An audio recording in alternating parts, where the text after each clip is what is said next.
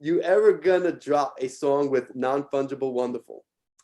He's actually working on an album right now, and there's a song on there called vevenft. But I'm not in it or anything, not that I know of, unless he did some sampling of my streams. But he did say he was making a song about me and naming it vevenft. I haven't heard anything about it besides that, but coming soon, maybe. That's what's up. That's what's up. I've spoken to Non-Fungible Wonderful, and hopefully we're trying to get him on the show. Hopefully soon. We can happen. It'll happen. Nice. Okay, so I know you said you got into Omi before the actual Veve collectibles, which I think is interesting how that happened to some people. You know, and it seems like a lot of you guys were in Facebook groups, and that's how you heard about Veve. And I know I definitely slacked off from Facebook myself like 6-7 months ago, so that's probably why I was a little late to the party. I was mainly in the Twitter world, but I guess I want to get an idea of I guess how much Omi you might own, or even like what other cryptos you are invested in, or are you just trying to really focus and funnel everything into Omi right now and the collectibles of Veve? All right, so yeah, all of my OG subscribers who are in the chat have probably heard this sad story many times, but I guess I'll tell it to you guys. My Omi story is a sad one. I did get into Omi first before I got into collectibles or anything. I had saved up some money. I took out like 5% of every check for many, many years, and I brought it all out, and I decided I'm going to learn about cryptocurrency. And Omi was like the one that I went towards.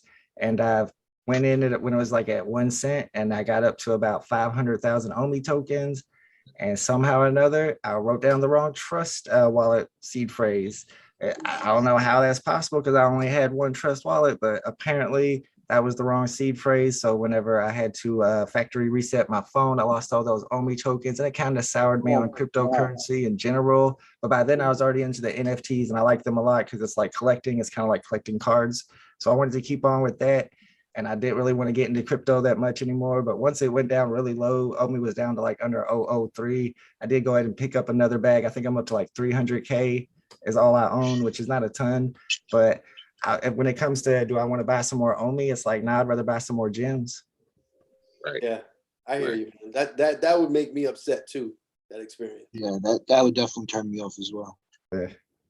Oh, man. I mean, I definitely had some tuition fees that I paid when I was first trying to figure out all of the, buy XLM over here and transfer it to this wallet, and from the wallet, oh, wait, let me set up an account over here on this website. Then I got to transfer it over there. But wait, if you don't add a memo note, you lose everything. What are you talking about? And then this is supposed to be one of the most secure, trackable things. And it's like, okay, well, how are dudes getting jacked in a Discord with Omi, but nobody can find it if things are so secure? You know what I'm saying? So I understand what they say about crypto and blockchains and all of that, but sometimes, the security does come through, and then sometimes it seems like it doesn't, Right. So. Yeah. And I don't like how if you lose your password, the money still exists, but nobody has access to it. It's just in the air and nobody can touch it. That makes me mad. I want my money back. Yeah, exactly. So there's a question in the chat. The biggest bro is asking, what do you guys think of apps like Recur, Nifty, the Terra Virtua? Can there be competition, or must Veve Microsoft them all?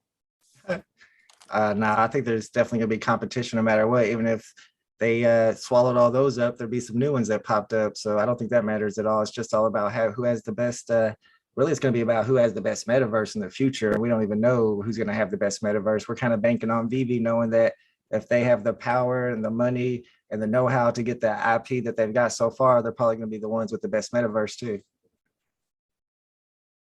Yeah, man. I mean, we're hoping so. At the same time, you got Meta with the amount of personnel and resources that I don't think Veve has. So all we could hope for is that someone like Facebook/Meta, if they are able to be like dominant in that space, that they're at least trying to be super accommodating and keep it still, you know, socially friendly to the point where they're trying to, you know, work with everybody, you know, keep it to where it's like a main hub or something. You know what I'm saying? They're not From what I hear, they are. right. Right. They That would be the definitely are. smartest thing to do. Yeah, It's absolutely. not come off like a competitor, but come off like a champion of the new space and the new community, and trying to help everyone, trying to be the bridge Right. to the It's gap. the best way to make money. The other way Right. around, you would cut your nose off to spite your face. Right. Yeah. Yep. Yeah, you know, I like the original merch is talking about started a 52-week goal, depositing 100 a week, 5,200 worth of OMI at the end of the year. You know, roughly $14 a day. I mean, you know, you when you go eat out for lunch, that's about that, you know, or close to it. You add up breakfast and lunch. You just It's a pack. pack of cigarettes in New York. Oh yeah, yeah. You know, you could just sacrifice something, and Yeah. after 1 year, I like that strategy. Yep. You know, so do we have a card that we can look at, Vivo? For sure. I think I showed you guys this one before we went live, but my man Lou Whitaker, he's not in the Hall of Fame yet either. A lot of people think he will. This one's got 4 guys on it. I had to send it to each one of them. This Dave Augustine guy in the corner, when I sent it to him, he got one of the cards lost. It had a Jim Rice rookie. Also, I sent it to him because he's on that card too. And somehow the Jim Rice rookie fell out. So I had to send a new one to Jim Rice and get it signed again and start all over. So I'm not a big fan of Dave Augustine, but Lou Whitaker's on there. I am a big fan of Sweet Lou. That one's signed by all 4. I think it's worth about 150 to 200, I would say. Man, the camera for whatever reason got blurry again. Oh man. Oh, because I see sometimes when I do this, it does it. Oh yeah, you know what? It's probably the focus. It gets a little out of whack. Sorry about that. No, you're good. You're good. You're good. I can try So to come back. so you know, with NFTs, if yeah, it'll probably come back. All right. You know what? Maybe we need to look at another card. Let's look at another card. Boom. You guys probably never heard of this guy. He lives in Cuba, so his cards are really hard to get. It's a 55 Bowman. He always signs sincerely on it. His name is Sandy Consuegra.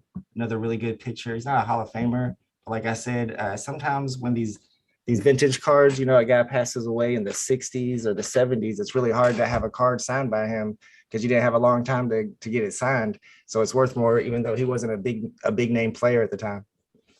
It's amazing because there's no comps on a lot of the stuff from the 50s and 60s. Some of the autographs that I've had in the past, there's just no comps. Yeah, you can't find They're them. that rare. You can set your own price. Yeah, right. Yeah, yeah. I mean, Eddie, real quick, mention that Herman Hill. Oh yeah, I have a 1970 Herman Hill autograph. I don't know if you know who Herman Hill is. He was Sounds on the familiar. Twins. He actually passed away. He played his rookie year. I think he played something like 68 games or something like that.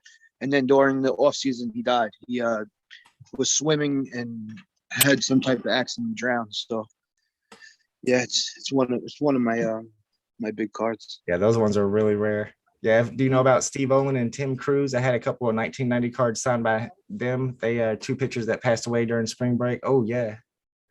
Yeah, I think I've heard of this card. Yeah, I put it on eBay one time and I put it for very low. I didn't know what it was, and somebody tried to buy it, and I had a whole. There's a long story, but I winded up keeping it and researching it and finding out what it was, and then people messaged me after that. The offers went up to like 4,500, but I'd like to just keep it and get it authenticated and slabbed first. Yeah, good idea. Yeah. That's awesome. A question came in on the chat. Minnesota NFTs is asking, buy digital land. You buy any digital land? What is your stance on it? So it's 2 questions. Do you buy digital land? Right. And So then, what's your stance on it? So my whole thing with digital land has been I wanted to kind of wait to see either who the leader is going to end up being in digital land because there's so many different competitors, Defunct Land and Sandbox and all that. And I figured, VVverse is probably going to be the leader, and Veve is what I'm into. So I'm waiting for Vveverse to buy land. But then recently I found out about Infiniverse, and that's on the Oculus Quest, which is owned by Facebook, which is doing Meta, of course. And in Infiniverse, you can buy these buildings. So I started buying these. I put about $50 into it. And you buy a building and you'll buy the penthouse and it'll be one floor. But then if somebody buys a floor below you, your penthouse is now worth money. So it's worth more money. So now I came back like 5 days later and my $50 is now worth like 150. So I cashed out some of those and then bought a bunch more penthouses. And I see other people making YouTube videos about it now. And I think it's kind of starting to buy land in the metaverse, the meta for Facebook, but they don't call them NFTs. So I don't know exactly if it's the same thing, but it seems like it's growing really fast, and that's the only land I've bought so far. You see, if it's on the blockchain, I'm interested. If it's not, if it's closed, and I don't think I'm interested. I'm not 100% sure. Yeah, I'm just learning about it, but it looks cool. It looks promising. Yeah, very interesting. I think that's part of the whole thing, though. Is it's just like Omi. Like, there's a whole bunch of people that's like, oh, if it's not on Coinbase, I'm not messing with it. True. But by the time it's on Coinbase, you're not going to be paying what we're paying right now by going through the too later. Right. So everything is commensurate with everything. By the time it's easy for you and it looks like everything is a go, it's going to be more expensive.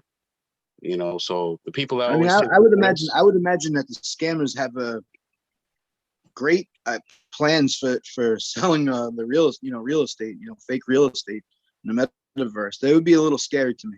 I'd have to really research it. It's the same way as Veve, though, but Veve at least has a closed system already. You know what I'm saying? And yet people are still getting scammed because they want to do too much. So in that situation, I look at it as the same way. Like, just do what's available and chill out. Like, people are always trying to do way too much. And that's when they get scammed. So talk to me about, obviously we're talking about the metaverse, Veveverse and whatnot. What do you specifically Veveverse? How do you see it in a few years? I don't know, 5 years down the line. Man, I don't know. I try to imagine going by what they say in AMA sometimes, and it seems like they're saying you can drive the DeLoreans around. So in that case, I'm thinking, all right, we're gonna have our own houses set up where our vaults will be, and then we'll have vehicles where we can drive to other houses and maybe to like meeting centers and stuff. And maybe you can build your house up from there. And where your land is, what's most valuable is going to be like next to the Disney building or the Marvel building. I'm assuming it's going to be like that. Yeah, I know. I'm very curious to see how it's going to be. A question in the chat is predictions on the biggest drops this year. Pokemon. That's it, man. Everybody's hyped. Everybody's hyped for Pokemon. I'm not a Pokemon collector. My kids are into Pokemon. I don't know much about it, but man, it is a huge IP, huge brand, huge. Yeah, and sports is really the big one for me. I don't know a lot about Pokemon either. I played Pokemon Go a little bit when it first came out because my kid liked it. So I know all the season 1 characters from that. But so I'm not a huge Pokemon guy. And I don't know anime at all. I know a lot of people are excited about anime coming, but I think sports would be huge if we get any sports at all, even if it's just like soccer, or even if we just get like figurines of baseball players. Anything with sports is going to bring a whole new audience into the app, I think. Yeah. So, okay. All right. So, you know what? Back to, non-Veveverse stuff. I know we spoke about cartoons, movies, and whatnot. So, what can we talk? You know what? Let's talk about some crypto. What are your favorite cryptos? Omi tokens, and that's about it. I don't really know crypto anymore. I mean, when I first got into Coinbase, while I was learning about it, I put a little money into I'd have to think now. I don't even know them. there's one that starts with a C that's real popular. Everybody's talking about, and I did put some money into that at the beginning. Make like 200 off of it right when I hit Coinbase, and then I put some money into Uniswap, actual not Uniswap itself, but the coin Uni, and I made a little bit off of that. But there's nothing that I'm really focusing on like in the future. If I had some extra money, I might look closer into XLM because people talk about it all the time, and maybe I would never buy like Doge or anything like that. But I'd have to like really, really study it, look at the white paper, and be really convinced that this was a good project to purchase coins for. Maybe like TVK because I like Terra Virtua a little bit, but it would have to be something probably connected with NFTs because cryptocurrency to me is like buying stocks. It's kind of a long game. Yeah, absolutely, absolutely. So speaking of investing and whatnot, what are some of your best, or give me one or two, whatever, best returns on investment and worse? It's something that you just lost your, what? All right, let's see. Best would be would probably be, there's a couple of them. One of them was a guy that lived over in Louisville and put an ad on Craigslist a couple years ago that he was moving to Florida because he got a divorce and he was a sports collector. And I went over to his house and he sold me 150 jerseys of different sports, baseball, basketball, soccer. And it was like $500. And I sold them all one by one on eBay and just made a ton off of those. And then when I started with autographs was some guy in New York was selling his grandfather's collection, and I'd been buying vintage cards from him, non-autographed, and he kept trying to sell me these autographed cards, and I didn't believe they were real or anything. And finally, he convinced me that they were, and I think I paid $1,300 for 1,500 autographed baseball cards. And in order for him to give me that deal, he had to give me the whole shoebox full of index cards that were signed also for free. And in that shoebox, like I said, was the Roger Maris index card, which is really a valuable. I think, like I said, I sold that for over $300. So, I mean, I think the index card box itself paid for the whole collection. And then the collection just had ridiculous stuff in it. Like I was talking about earlier, Steve Olin and Tim Cruz are two pictures from 1990 who passed away in spring training camp. And he had like tons of cards signed by those guys because he was sending them off to get signed at that time. And those cards sell for like $100 each as well. Wow, the hell, that is a banger right there. Mucho caliente fine right there. I love those two. Yo, I still have a ton of stuff from that collection. Like he had if you know who Marge Schott is, if you're like Pete Rose, you probably know who Marge Schott is. He had like 5 cards signed by her and her dog. She always signed with her dog. And like Bart Giamatti, who passed away in 1989, he had some 1987 cards signed. Those went for $200 each. I had 6 of them. Oh my God, that is phenomenal. Nice find. Thanks. It's worthy of show us a card, man. I need to see a card. Let's see, man. That was a phenomenal find. Let me pick out a guy that you guys will actually know. How about Big Unit, Randy Johnson? Oh, Randy Johnson. And this has his vintage autograph. He stopped signing this way after his rookie year. So this was signed his actual rookie year. He has a whole different autograph now. Oh, that right there is nice. I love it. I love autographs. So having his first version of his autograph is extra rare. Super. Yeah, I like those. I like when guys have vintage autographs and you can verify that it actually is them and that they changed their autograph through their career. That is dope. Like Mantle. Yep. Very dope. Love it. Those early Mantle autographs are worth a pretty penny right now. Oh yeah. So I have a statement and a question that came in on the chat, and the first one is saying original Mertz is saying that the easily see big home developers taking over the veveverse and using the platform to display model homes instead of open houses. Now you can just check out on the veveverse. And I just wanted to add a statement to that. It's so funny because the other day my wife is telling me about she's looking at a house, and she's like, you got to look at this virtual tour, which you click, you've seen those, you click and you can pan around 360, and then a little pop-up came up and said this, you can do this with your Oculus. I was like, wait, what? Nice. So I mean, I didn't mess with it, but the fact that I would be able to put on my Oculus and check it out, I was like, man. So definitely, agree with that. They're already doing it with the whole Oculus setup and Minnesota NFTs. I was gonna say I could see it happening, but I just don't know about like through Veve per se. But you know, with them making that statement that they want to kind of be the Walmart of NFTs, I mean, that's a little different than being like, oh, we want to be the Walmart of the metaverse. But you know, I see Facebook as somebody being more of a facilitator or something like that. Or agree. what I honestly see the future being is there being no more computers really, how we use them. I definitely don't think we're going to be going to .com type of websites forever. I think everything's going to be more like a portal.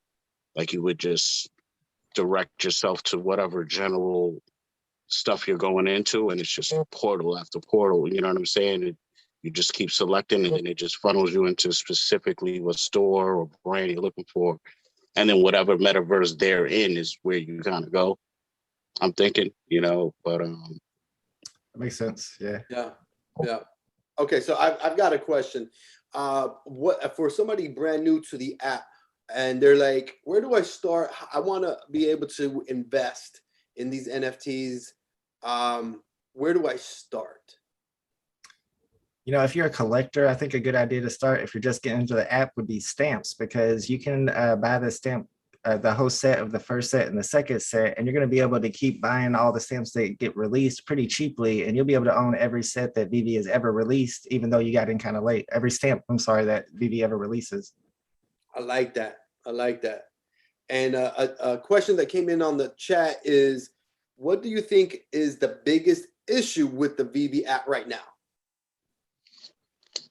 Ooh, multi-accounters, people who have like probably like 10 phones, or they get, I mean, I guess it's all right if you got all your friends coming over, as long as everybody's got their own phone. But I know some people, like, they'll get a drop, they'll hit a drop, they'll sell it off app, get $100 and go buy another phone with that $100, get the next drop, use that money, buy another phone, and just, they probably got like 20 phones. And then they have, I mean, they get the bots and stuff because they can't click them themselves.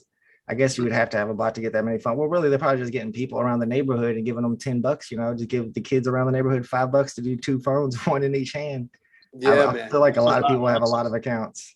I could see that, but I would think that leaves too much up to chance. Number one, like hoping that all these people are available during a drop, hoping all these people know timing, they're gonna time it right. Like for all that work and paying them $5, $10, I might as well get a bot. Not that I would, but if a person's sitting up here getting 20 phones, they might as well seal the deal and get bots, you know, and I think that's what happened. Go But all the like way I've with been it. saying, my theory on it since the beginning of when people were sitting here like, oh, I'm gonna get 2 phones, I'm gonna do this, and I was seeing people manually, you know, with their fingers and hands spread across multiple devices. I'm like, some of these same people were the ones that were saying there's bots around. You know, this is in the early days before there was a lot of proof that there were bots. But I was sitting there thinking to myself, like, I'm one dude with one phone. I've been on this app since March.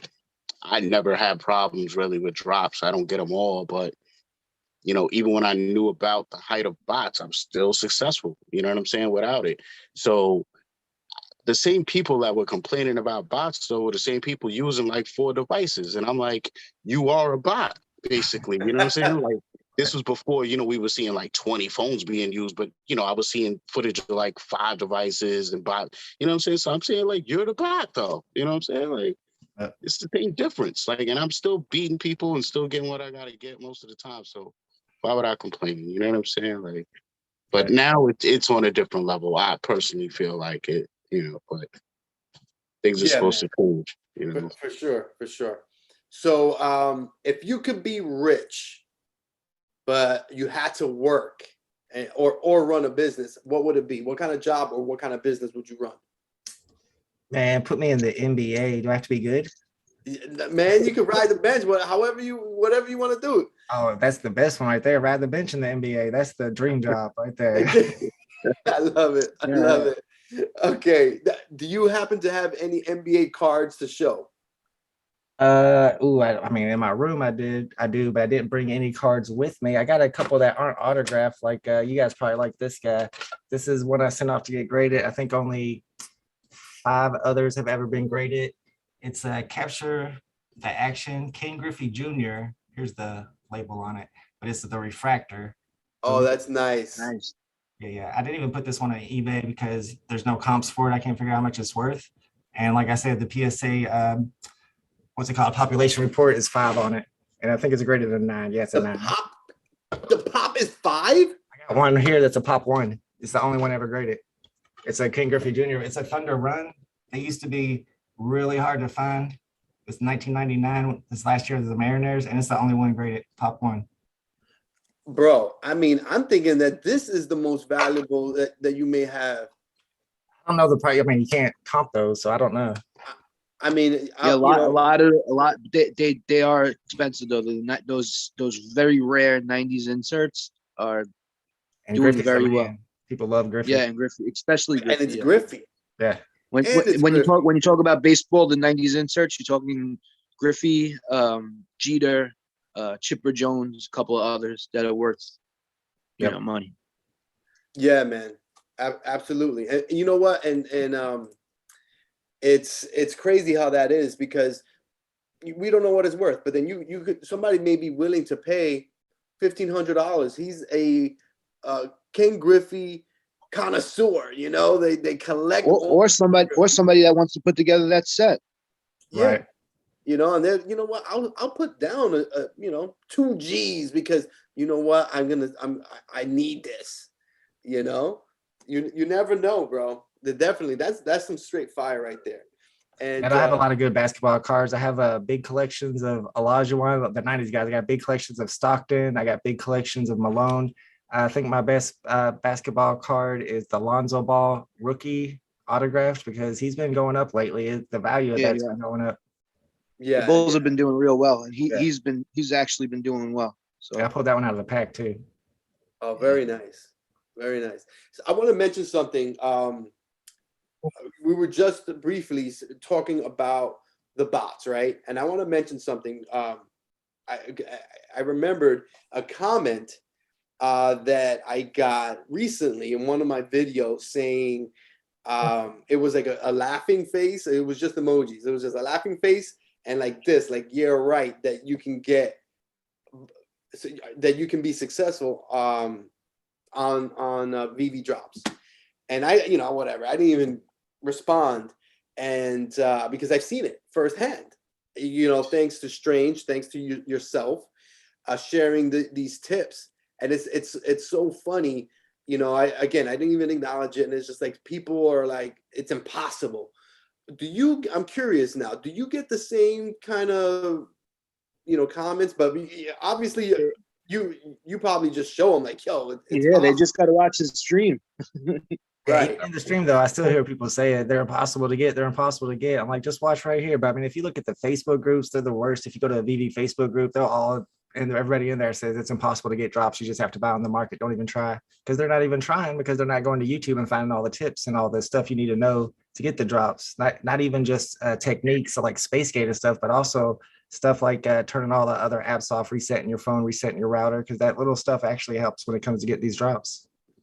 Yeah, man. I mean, it was crazy. I was kind of, the first time that you dropped the suggestion about turning on airplane mode, you didn't give us the extra little tidbit of like turn your Wi-Fi back on. So